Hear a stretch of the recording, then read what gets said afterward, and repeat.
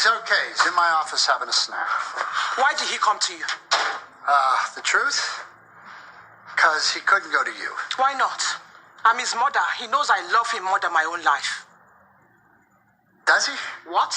Oh, Bob. All right, we all just need to stay calm. Don't tell me to stay calm. See, that's the problem. I can't tell you anything.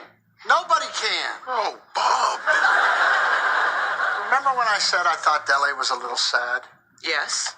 Well, I don't want to say I was right because you are not now and have never been wrong.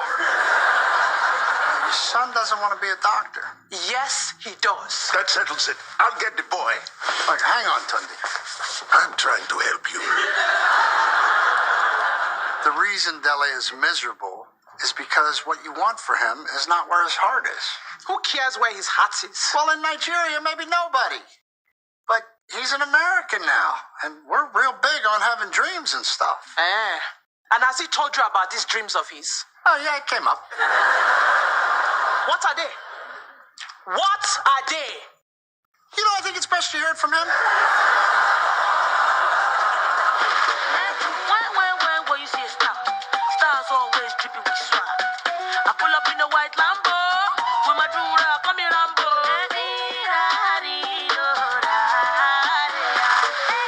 Star don't like to talk too much, star like to keep it cool. That's how star do. But if you vex star, star go give you 2 punch too. I'm a superstar, yeah. Sanda Katile Semyo, Opare so be your body. 10 million for a show. That's how star do. Never. So how long have you been practicing behind my back? 3 years. Oh, Dele. Tell me, how does a person make money doing this dancing and choreography? I don't know. It just makes me happy. Happy? You are an American. I think the important thing here is the two of you are communicating openly and honestly. Bob, zip it. Yes, you should zip it. I'm still angry with you. Sure. Dele, you and me are good. Bob! Here's what you will do. You will go to college and study medicine and this nonsense. And when you graduate, you and I will sit down together and I will decide what is next. Thank you, Mom. That's wonderful. You're happy with that? Oh, Bob. Let's go home. Many blessings be upon you, melanated people. It's a wonderful day in the neighborhood. Birds are chirping, going off, just enjoying nature, doing what I do. And you know that's living and loving nature that God created and put it within abundance here for us. Remember, like, comment, and subscribe. Hit that notification bell so that you can be alerted when I put up a new video. I wanted to talk to you today about a TV show that I watched. Since my awakening, I view television differently than I did before. It's not entertainment. I'm watching to see how they're trying to brainwash me and what methods they're using. And you may say that that sounds crazy, but it's not. You have to realize that television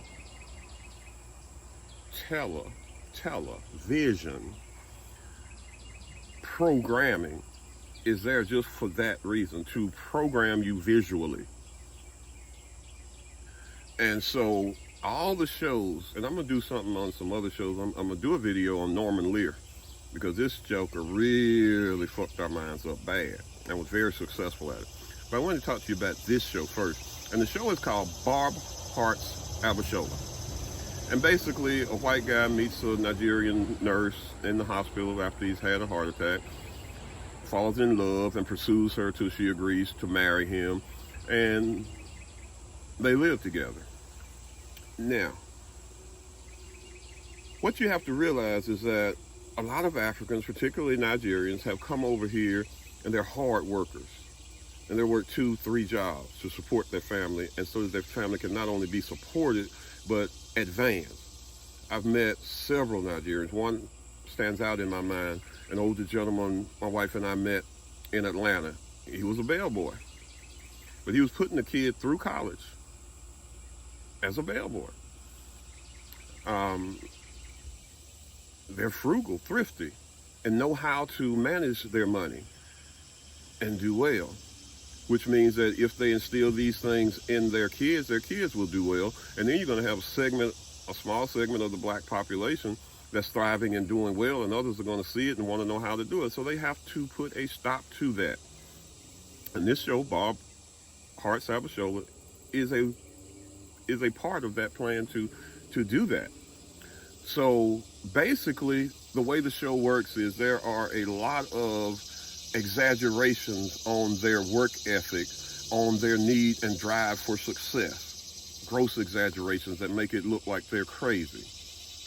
Now you got to realize that television is not meant to brainwash the 20 sector, those people in their 20s, those people in their teens even. But those preteens, and maybe the teens some. So we'll say those preteens and teens are where the real brainwashing is expected to happen. And if they can convince them that Nigerian ways and their traditions are foolish and crazy and that American ways are better, which is definitely what the show hints at and goes through, then when those kids grow up, they will leave those Nigerian ways. They won't want to be bothered with them. That will be taboo to them to be a part of their Nigerian ways, like respecting and honoring the mother. You know, they really play up on that and make that bad. You know, like the mothers are some type of evil women who only are concerned that their kids have great success, even if it kills them. Like Abishola, she's just wants her son to be a doctor and he wants to be a dancer. So, you know, she makes him study all the time. He has no time for himself.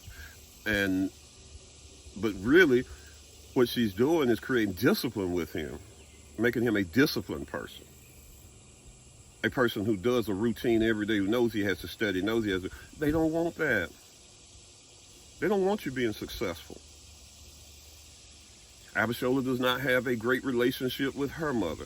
It's like her mother is overbearing, and she has to do everything her mother says do or else. You know, but like I say, they exaggerate these things. They don't present it from the aspect of this is mother and I am very respectful of her and I'm going to do what she asks, not because she makes me, but because she is my mother and we honor our elders. They don't present it from that standpoint. They present it from the standpoint of it's something that you dread having to do. So that the kids are not going to want to do it and not going to like it. But there are plenty of shows out there that are working on the psyche of the young people daily. And we pop our kids in front of the television and forget about them. And we've got to stop that because the biggest brainwashing tool that they use for kids is television and the internet. Biggest brainwashing tool. You know, Nigerians are proud, honorable people who work hard to create a better life in this country for their kids and to teach their kids how to grow up and how to be financially responsible and things of that nature. But they don't want that.